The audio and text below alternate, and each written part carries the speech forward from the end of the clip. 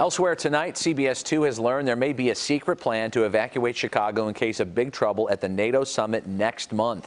The Red Cross in Milwaukee is apparently reaching out to volunteers to help prepare shelters for any Chicagoans who are suddenly relocated. CBS 2's Mike Parker uncovered the story. CBS 2 News has obtained a copy of Milwaukee area Red Cross emails sent out to volunteers.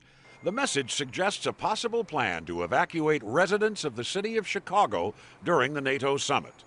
The conference, the email says, may create unrest or another national security incident. The American Red Cross in southeastern Wisconsin has been asked to place a number of shelters on standby in the event of evacuation from Chicago. That surprise disclosure has some folks who live downtown on edge. A little unnerving? Very unnerving. I feel a little bit unsafe, just a little bit, maybe a little bit more than a little bit.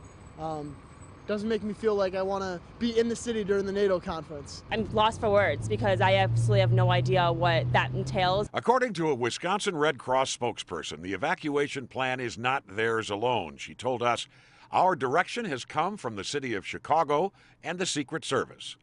However, officials at the Office of Emergency Management and Communication told us tonight the directive did not come from them. The Secret Service did not return our phone calls.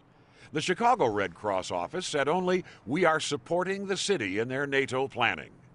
A union executive who's been training his members in preparation for the summit believes such a plan might be over the top.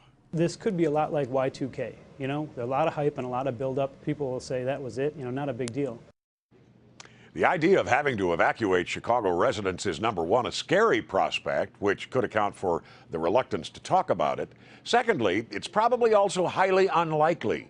This seems to be a case of officials wanting every possible contingency plan on the table, just in case, Robin Kate. Still has to make people a little uneasy, nevertheless, though, Mike. You don't want to hear about possible evacuations, but they're planning ahead. They don't want to be surprised. Fair enough.